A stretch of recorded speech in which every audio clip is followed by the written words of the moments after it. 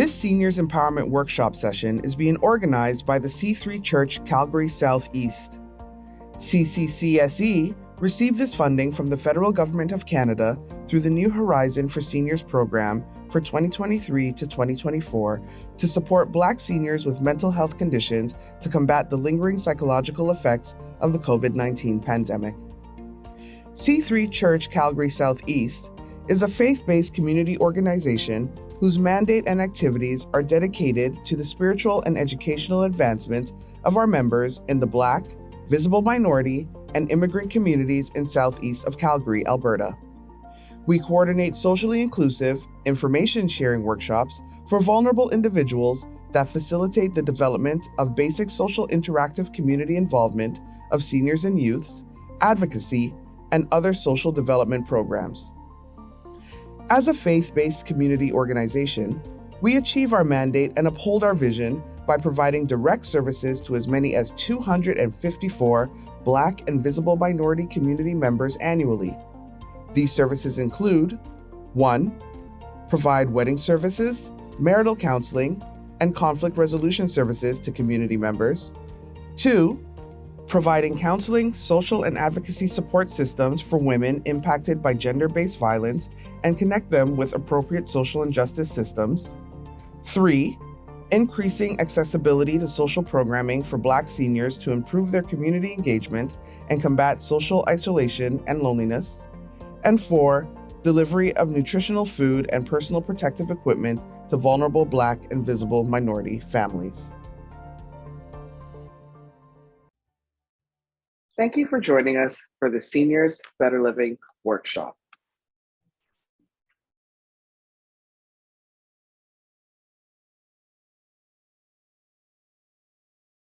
This session focuses on what are some positive aging approaches for seniors and their families to adjust to old age reality.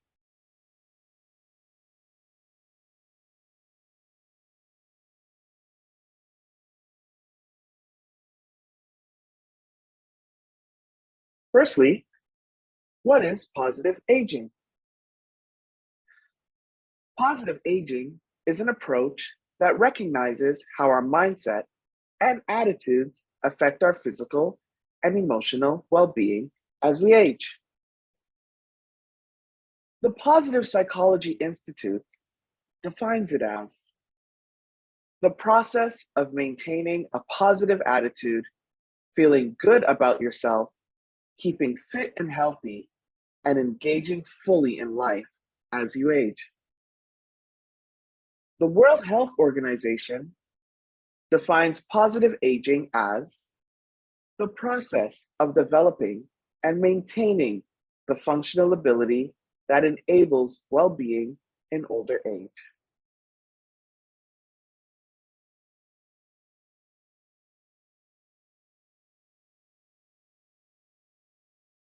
According to the Positive Psychology Institute, aging is often associated with many rewarding experiences, but is also a time when significant changes might occur, such as a diminution of physical vitality and function, contracting social networks, limited employment opportunities, and loss. Keeping a positive attitude towards aging is vital, as studies indicate that a positive attitude improves physical and mental health. It also enables people to maintain a sense of control and quality of life as they face another part of the life cycle.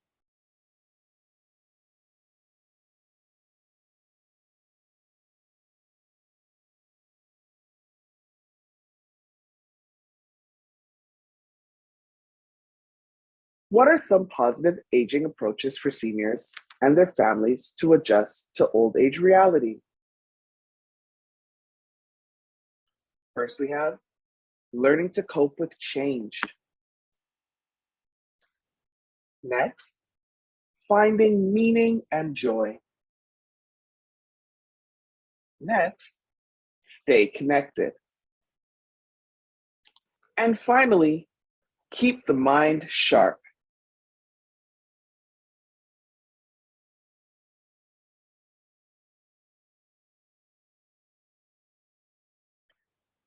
Now we're going to talk about learning to cope with change.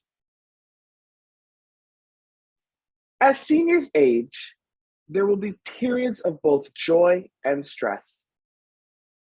It's important for them to build resilience and find healthy ways to cope with challenges.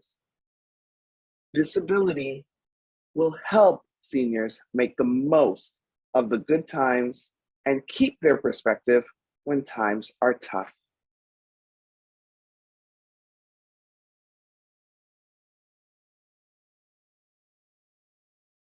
They can do things as focus on the things to be grateful for. The longer a senior lives, the more they lose. But as they lose people and things, life becomes even more precious. When they stop taking things for granted, that helps them appreciate and enjoy what they have even more. Next, we have acknowledge and express one's feelings. It can be challenging to show emotions, perhaps feeling that such a display is inappropriate and weak. Burying feelings can lead to anger, resentment, and depression. Find healthy ways to process feelings, perhaps by talking with a close friend or writing in a journal. Next, we have take daily action to deal with life's challenges. When a challenge seems too big to handle, sweeping it under the carpet often appears the easiest option. But ignoring the problem doesn't make it go away.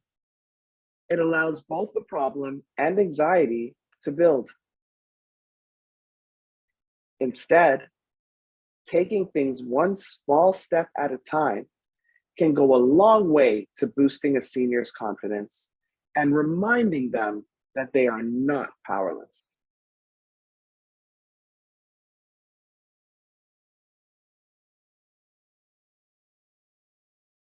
Next, we have finding meaning and joy. A key ingredient in the recipe for healthy aging is the continuing ability to find meaning and joy in life.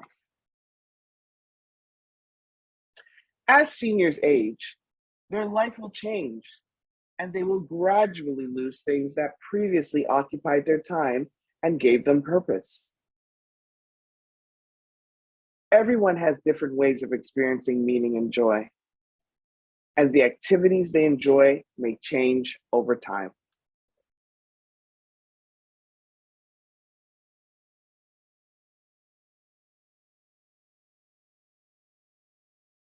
First, we have pick up a long neglected hobby or try a new hobby.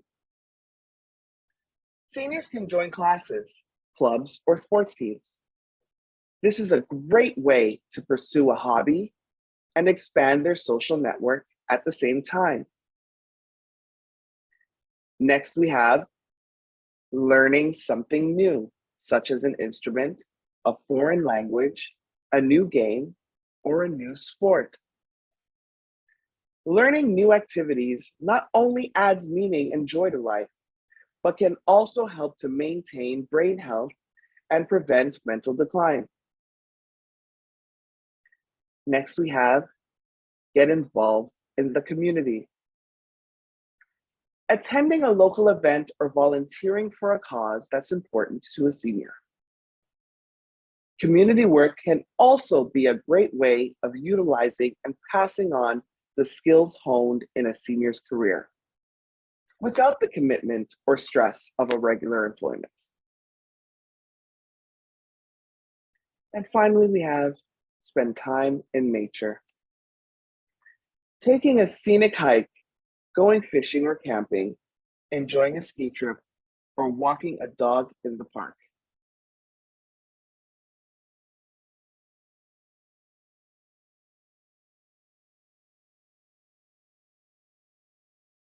Next, we have stay connected. One of the greatest challenges of aging is maintaining a support network. Staying connected isn't always as easy as one grows older. Even for those who have always had active social life, it's important to find ways to reach out and connect to others, regardless of whether a senior lives with a spouse or partner. Along with regular exercise, staying social can have the most impact on health with age. Having an array of people to turn to for company and support is a buffer against loneliness, depression, disability, hardship, and loss.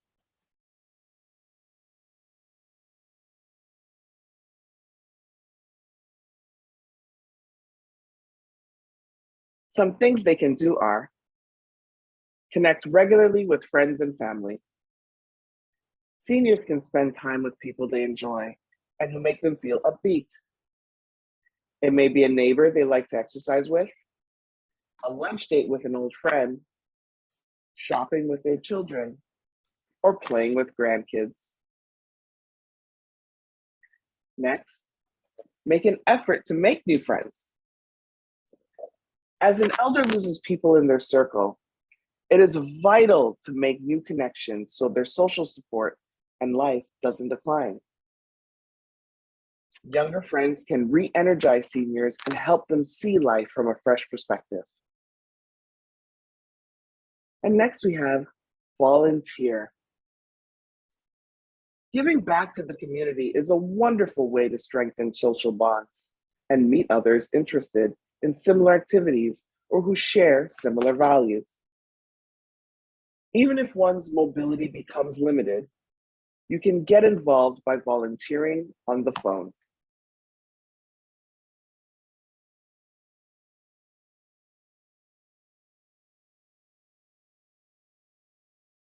Next, we have keeping the mind sharp. There are many good reasons for keeping the brain as active as the body. Exercising, keeping the brain active, and maintaining creativity can actually help to prevent cognitive decline and memory problems.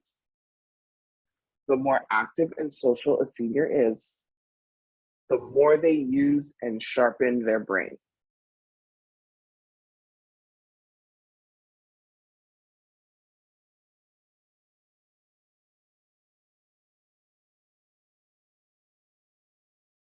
Some things they can do are challenge your brain. For some seniors, challenging the brain could involve playing new games or sports. Others may enjoy puzzles or trying out new cooking recipes. Next, we have vary habits. Seniors don't have to work elaborate crosswords or puzzles to keep their memory sharp. Varying your habits can help to create new pathways in the brain. And finally, we have taking on a completely new subject. Taking on a new subject is a great way to continue to learn. It could be learning a new language, learning new computer skills, or learning to play the piano.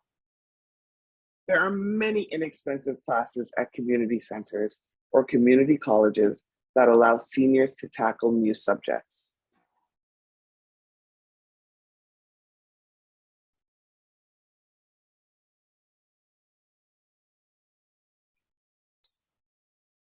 Now we're moving on to positive aging theories. These are listed as disengagement theory, the activity theory, continuity theory, and the life course perspective.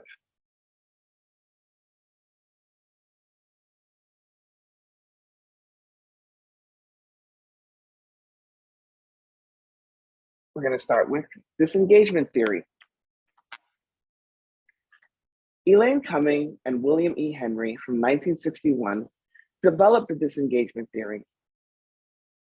Their theory is that as we age, we remove ourselves from social roles and interactions. We do this because we realize death is imminent. Rather than have our reputation damaged due to the loss of skills, we retreat.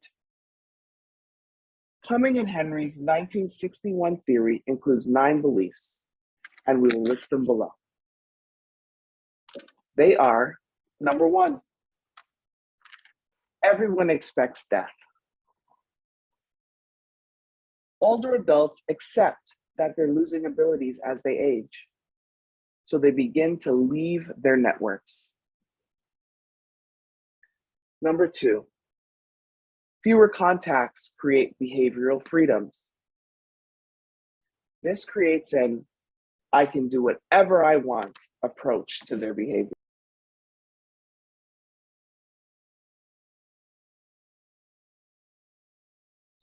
Number 4, the ego evolves as it ages. The older adult steps aside so the younger person can take over in whatever role the elder leaves. The older person seeks out personal enjoyment. Number 5, complete disengagement occurs when society is ready for it. Older adults can't transition unless society is ready to let them. Number 6, disengagement can occur if people lose their roles. Roles are gender specific. Men do labor, women handle domestic responsibilities. If they're unable to fulfill their role, then disengagement happens. Number 7, readiness equates to societal permission. When older adults begin pondering their death, sense a loss of status, and lose ego energy, then society allows disengagement.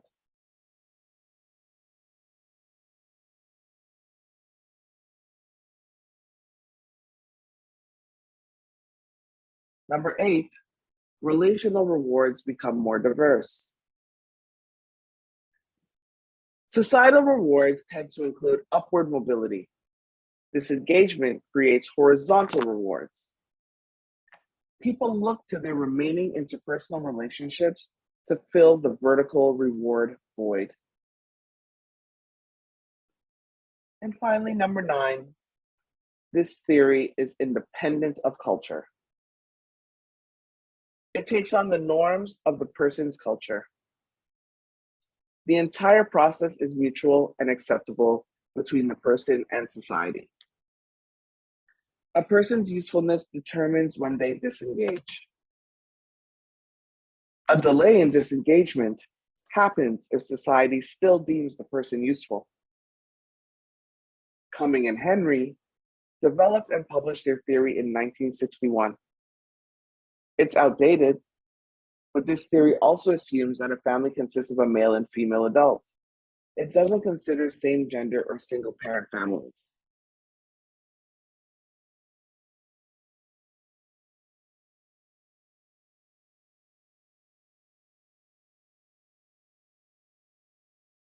Next, we have the activity theory.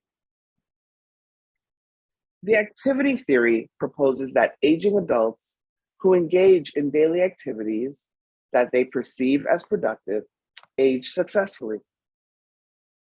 It takes into account the value of social interactions in aging gracefully. Developed in 1961 by Robert Havegers, it applies to anyone at any age. People are happier when engaged in activities they enjoy. This fits well with the self-determination theory of motivation.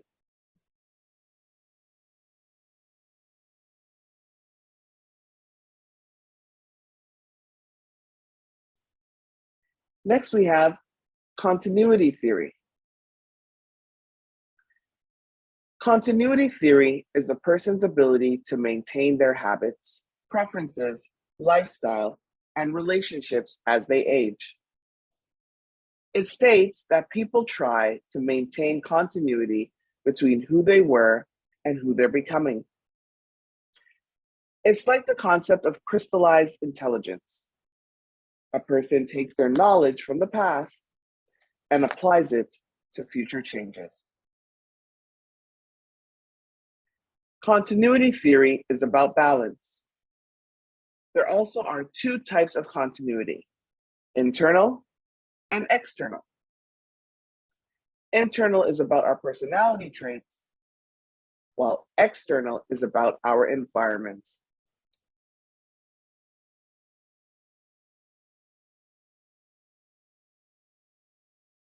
Next, we have the life course perspective.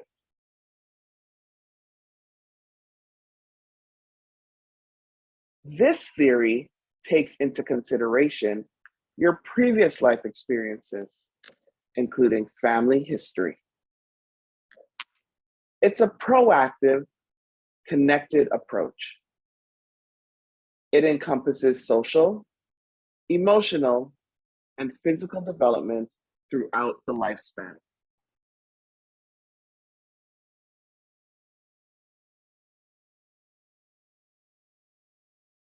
Developed by Glenn H. Elder Jr., this theory has 5 guiding principles. The following list is from Elder. Number 1, lifespan development. Human development and aging are lifelong processes. Number 2, agency. Individuals construct their own lives through their choices and actions they take within the opportunities and constraints of history and social circumstances. Number 3, time and place. The life course of individuals is embedded and shaped by the historical times and places they experience over their lifetime. Number 4, timing. The developmental antecedents and consequences of life transitions, events, and behavioral patterns vary according to their timing in a person's life. And number 5, linked lives. Lives are lived interdependently, and socio-historical influences are expressed through this network of shared relationships.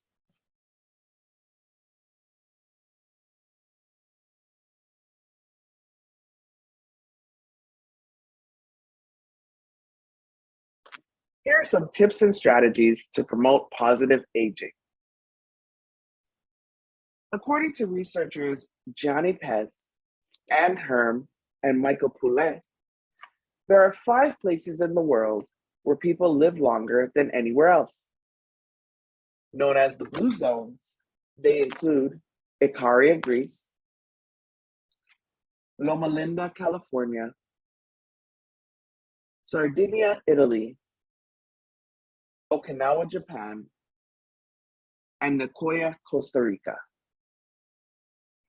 In collaboration with demographers and researchers, there are 9 identified specific lifestyle habits of the Blue Zones.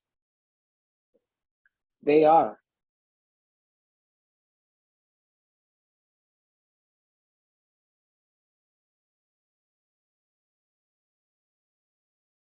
move naturally. People in the Blue Zones live in areas that push them to move without thinking much about it. Their exercise includes activities like gardening. Next, we have purpose, called Ikigai by the Okinawans. This is your reason for getting up in the morning. Find it, and you'll live about 7 years longer. Next, we have downshift. Learn how to manage stress. People in blue zones pray, remember their ancestors, take naps, or engage in happy hour. Next, we have 80% rule. Stop eating before you're full. Eat your smallest meal in the late afternoon or early evening. And don't eat anything else. This is how blue zone people live longer. They control their weight.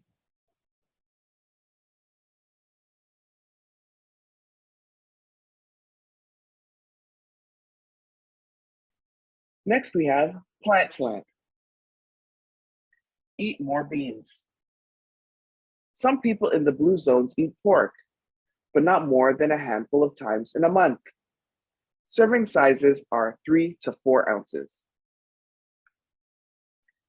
Next, we have wine at 5. Wetner discovered that everyone in the blue zones, except Adventists, drink alcohol. They drink 1 to 2 glasses a day with friends and or with food. He suggests Sardinian Canano wine. Next, we have belong. Most of the centenarians belong to a faith-based community. Their research shows that attending services 4 times per month adds 4 to 14 years to your life. And then we have loved ones first. Blue zone people put family and their partners first. Aging parents and grandparents often live in the same home with their children or nearby. This lowers disease and mortality rates of children in the home, according to Bwetner's team.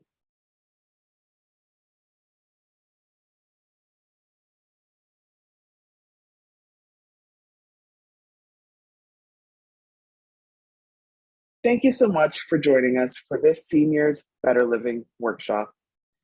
We look forward to seeing you again.